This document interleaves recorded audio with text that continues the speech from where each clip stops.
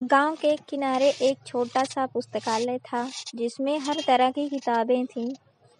वहीं 10 वर्षीय वीर बहुत ही जिज्ञासु और पुस्तक प्रेमी लड़का था। वह हर रोज स्कूल के बाद पुस्तकालय जाता और नई नई कहानियां पढ़ता। एक दिन पुस्तकालय के कोने में उसे एक पुरानी धूल से भरी किताब दिखी।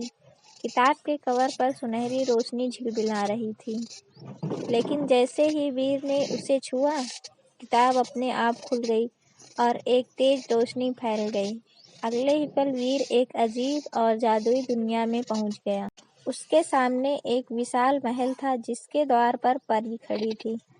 परी ने मुस्कुराते हुए कहा, वीर, तुम उस जादुई किताब के स्वामी बन चुके हो। अब तुम्हें एक महान कार्य पूरा करना होगा। वीर ने हैरानी से पूछा, कौन सा कार्य?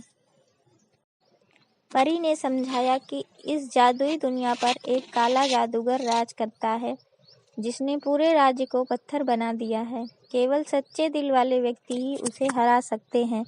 वीर ने हिम्मत जुटाई और जादूगर के किले की ओर चल पड़ा।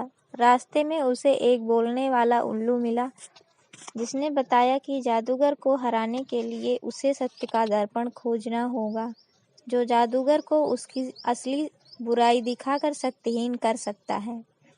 वीर ने हिम्मत नहीं हारी और पहाड़ों, गुफाओं और अंधेरी घाटियों को पार करता हुआ अंततः सत्य का दर्पण ढूंढने में सफल हुआ। वह तुरंत जादूगर के महल में पहुंचा। जैसे ही वीर ने दर्पण को जादूगर के सामने किया, वह डर से चिल्लाने लगा। दर्पण में उसने अपनी बुरी करतूतें देखी और धीरे धीरे उसकी सारी शक्ति खत्म हो गई। जादू टूट गया और सभी पत्थर बने लोग फिर से जीवित हो गए। परी ने वीर को धन्यवाद दिया और कहा, तुम्हारी बहादुरी और सत्य की ताकत ने इसे बचा लिया। तुम्हारी बहादुरी और सत्य की ताकत ने इस दुनिया को बचा लिया। अचानक वीर की आंखें झपक गईं और वह फिर से पुस्तकालय में था। किताब बंद हो चुकी थी, लेकिन अब वह जानता था कि ज्ञान और सत्य की शक्ति से हर बुराई को हराया जा सकता है।